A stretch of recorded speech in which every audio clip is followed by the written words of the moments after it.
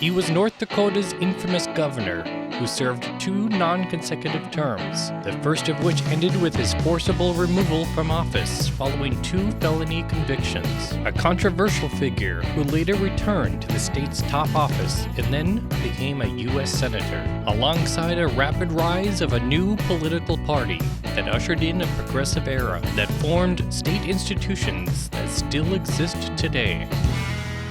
William Wild Bill Langer and the Nonpartisan League, with your host, Randy Hoffman, on History Talk, where we step back through local history to explore the people, places, and events that shaped our community.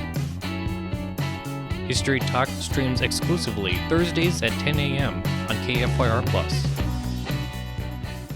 William Langer was born on September 30th, 1886 near Castleton. Langer excelled at school, becoming high school valedictorian and passing the bar at age 18, too young to legally practice law. When he continued his education at Columbia, he graduated top of his class. He was admitted to practice law by special session of the Supreme Court on his 21st birthday. He practiced law in Fargo and then Mandan before commencing his successful and equally controversial political career. Langer first entered the public sector when he was appointed Morton County State's Attorney in 1914, beating out his boss for the position. The following year, a new North Dakota political party formed called the Nonpartisan League, or NPL, which was a branch of the Republican Party, formed to support farmers and small business against big business interests, including the still influential Mackenzie machine. Langer recognized the League's rapid power grab and affiliated with it. Headquartered in Bismarck, first at the Northwest Hotel and later the Patterson, the Nonpartisan League quickly achieved success and dominated politics for some time. Edward Patterson owned both hotels where the League was headquartered, making an interesting turnabout for the man who was once closely allied with Alexander Mackenzie, who the Patterson Hotel was originally named for. Within a year of its formation, in 1916, League member Lynn Fraser was elected governor with 79% of the vote. The League also won control of both houses after the 1918 election.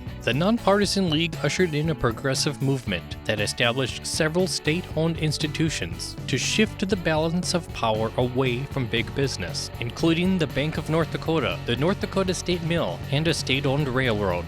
The Bank of North Dakota, which is the nation's only state-owned bank, and the State Mill both exist today. The Nonpartisan League also pushed hard to ban corporate farming, which the state did in 1932, requiring local ownership. Some of those restrictions have been eased in recent years. The League's dominance came to a temporary end when, in 1921, Governor Fraser was recalled from his position, but it would see a brief resurgence.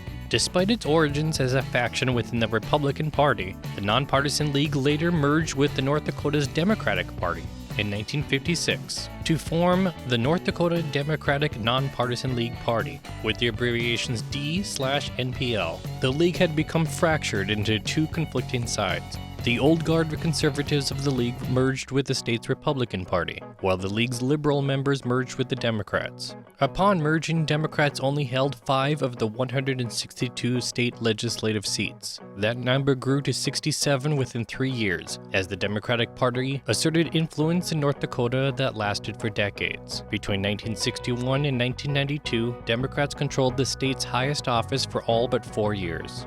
Langer was arguably the most prominent elected official of the Nonpartisan League, even if his relationship with the League was sometimes antagonistic. He benefited from the League's wave in 1916, elected Attorney General at age 30.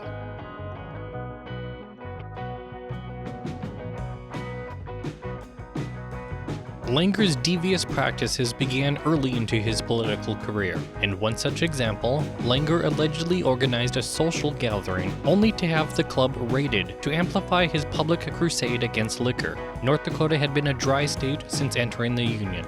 Shortly after becoming Attorney General, Langer charged North Dakota's Secretary of State and later Congressman Thomas Hall with mishandling funds. Hall was quickly exonerated of these charges in what many reported to be politically motivated. Langer's favorability within the League became jeopardized. when he broke away from the League in 1919 and ran against Governor Fraser in a bitter campaign. After losing his first bid for governor, Langer contributed to the efforts to recall Fraser and other elected League members. By 1924, after a brief political pause, Langer was mending fences with the Nonpartisan League and became the League's candidate for Attorney General the following year, narrowly losing the general election.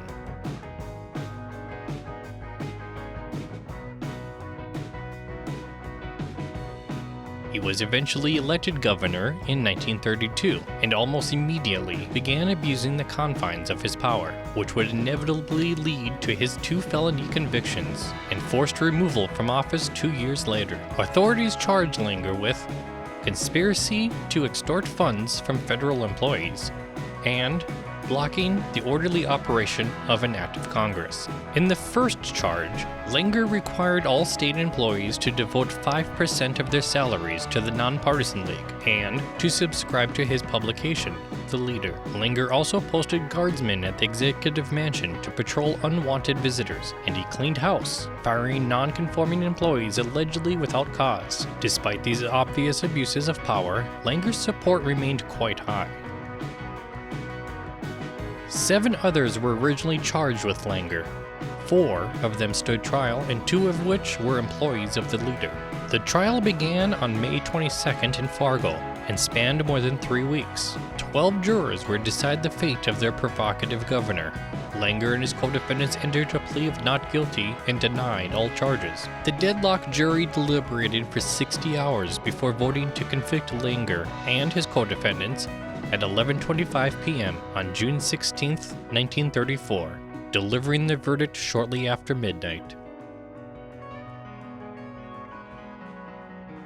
The convicted faced a maximum fine of $10,000 and up to 2 years in prison. Langer was sentenced to 18 months in prison and required to pay the maximum fine. 3 of his co-defendants were sentenced to 13 months in prison, with a fine of $3,000. The remaining co-defendant, Harold McDonald, was sentenced to only 4 months. Following his felony convictions, the North Dakota Supreme Court ordered that Langer be removed from office and replaced by his lieutenant governor, Ole Olson.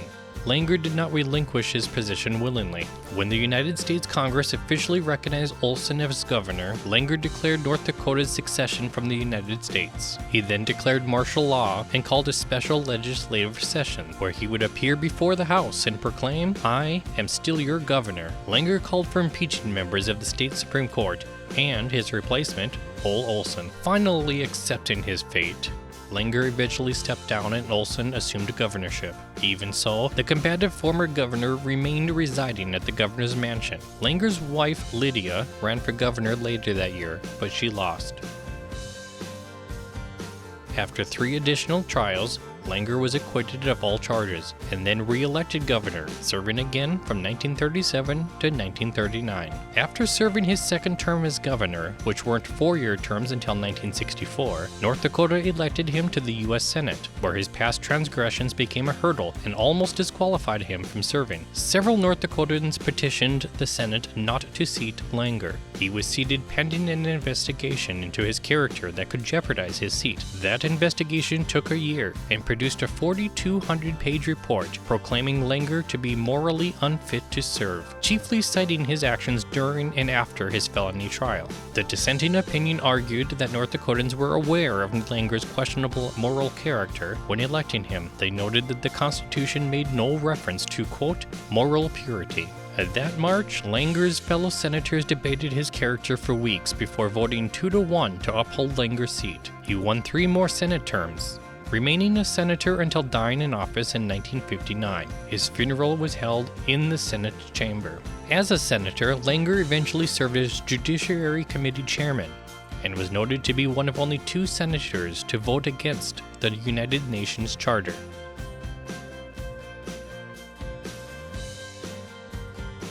That was our look at William Wild Bill Langer and the Nonpartisan League. I invite you to check out my 2 Bismarck history books. They are available to purchase on Amazon and select local bookstores. Copies are also available at the Bismarck Public Library. Visit bismarckbook.com for more information.